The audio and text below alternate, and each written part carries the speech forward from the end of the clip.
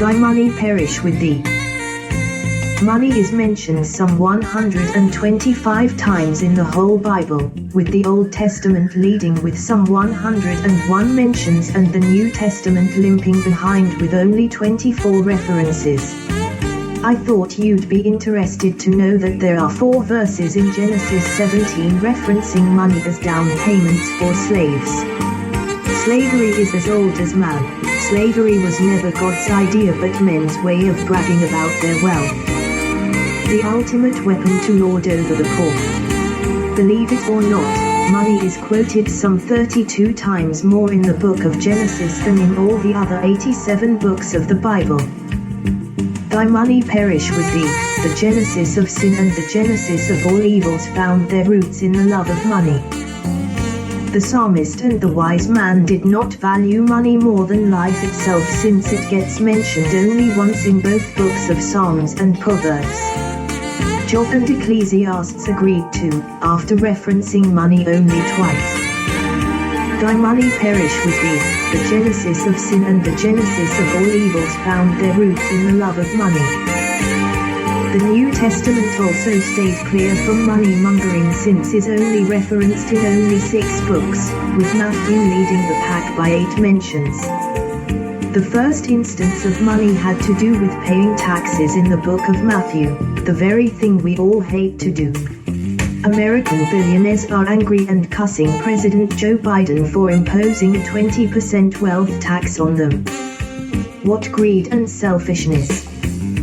Thy money perish with thee. The genesis of sin and the genesis of all evils found their roots in the love of money. Did I hear some greedy and grifting preachers say, money answers all things? It's in the Bible. They argue when these charlatans are poised to steal money from their ignorant and poor congregants. Fools go rushing in and flood these charlatans' bank accounts with their hard-earned money after they've been lied to. It's God's will for them to feed these greedy grifters. What a pity! Thy money perish with thee. The genesis of sin and the genesis of all evils found their roots in the love of money. Money answers all things is not money answers everything. If only we can learn to read the good book in its original context. Money is not everything and everything is not money, reads my Bible.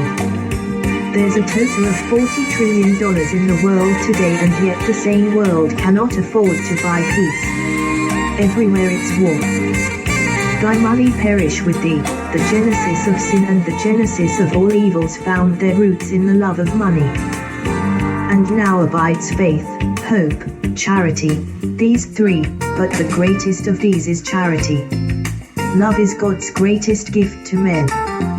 For God so loved the world that he gave his only begotten Son. All the money in the world today cannot buy love.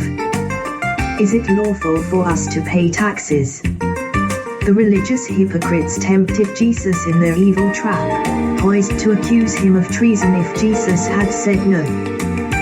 Show me a penny. Whose image and superscription is this? They answered and said, Caesar's.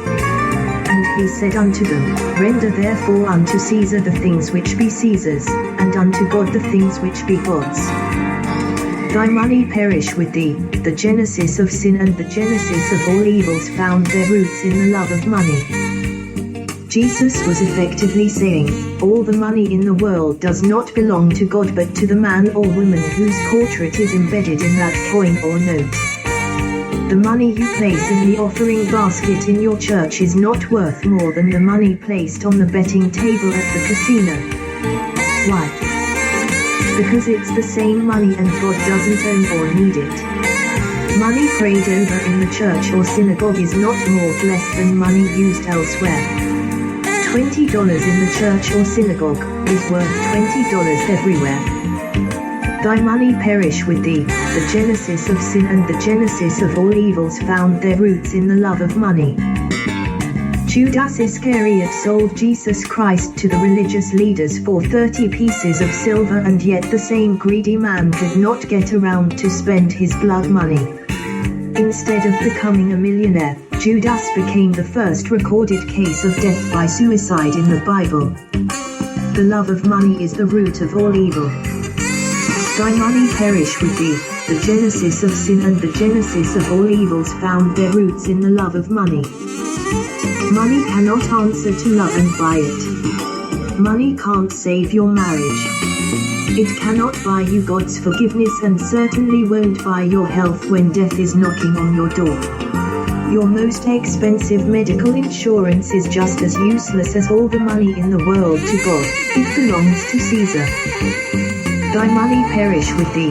The genesis of sin and the genesis of all evils found their roots in the love of money. And Job said, naked came I out of my mother's womb, and naked shall I return.